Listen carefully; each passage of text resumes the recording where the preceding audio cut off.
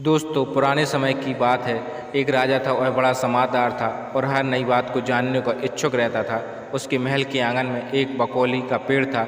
रात को रोज नियम से एक पक्षी उस पेड़ पर आकर बैठता और रात के चारों पहरों के लिए अलग अलग 4 तरह की बातें करता। पहले पहर में कहता, किस मुख दूध पिलाऊं, किस मुख दूध पिलाऊं। दूसरा पहर लगते बोलता, ऐसा कहूँ ना दीक, ऐसा कहूँ ना दीक। जब तीसरा पहर आता तो कहने लगता, अब हम करबू का, अब हम करबू का। जब चौथा पहर शुरू होता तो वह कहता, सब बम्मन मर जाएं, सब बम्मन मर जाएं।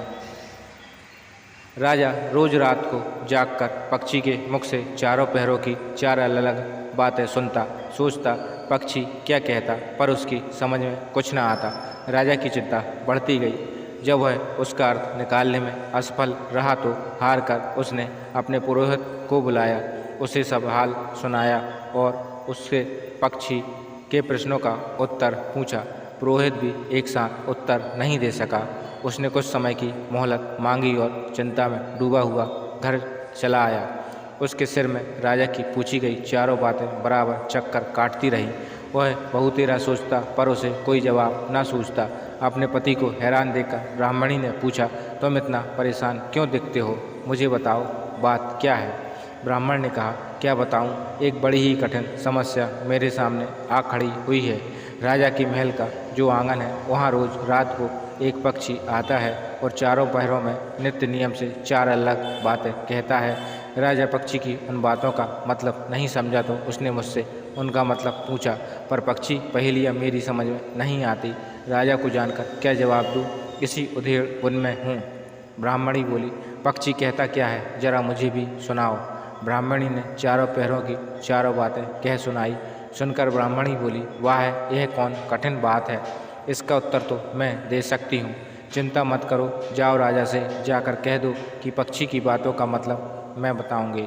ब्राह्मण राजा के महल में गया और बोला, महाराज, आप जो पक्षी के प्रश्नों के उत्तर जानना चाहते हैं उनको मेरी स्त्री बता सकती है।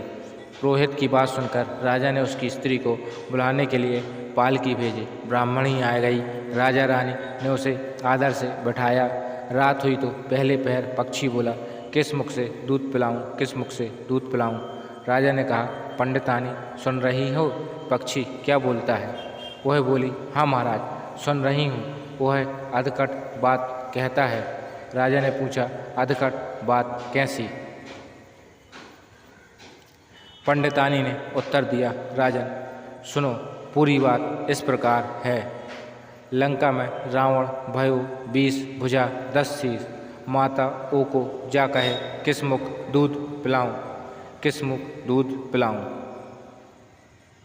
लंका में रावण ने जन्म लिया है, उसकी 20 भुजाएं हैं और 10 शीश हैं। उसकी माता कहती है कि उसे कौन से मुख से दूध पिलाऊं।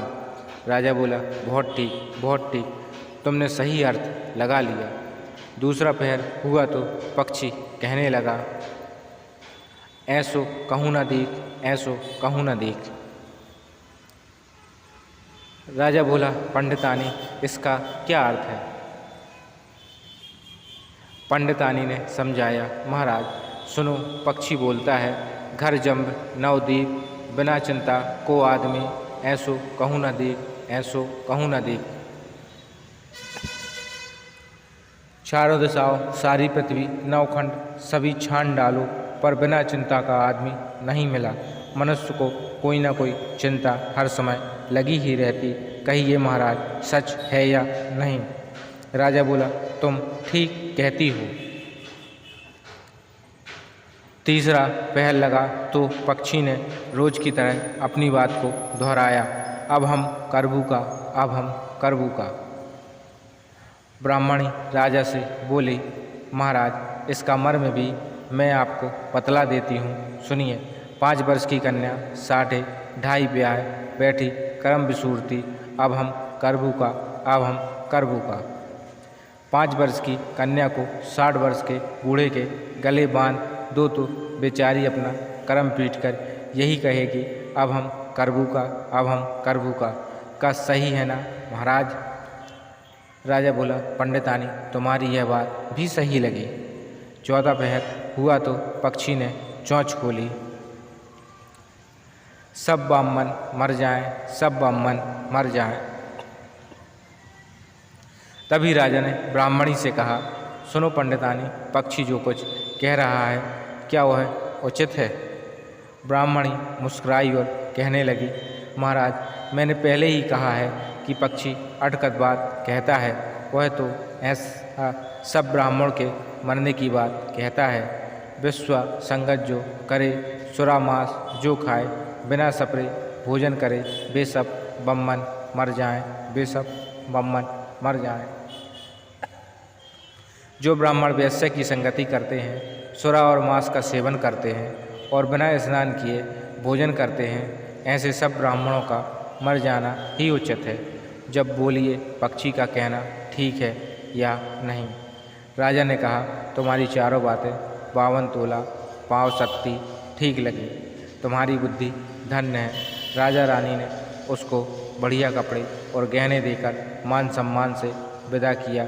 अब पुरोहित का सम्मान दरबार में पहले से भी अधिक बढ़ गया था।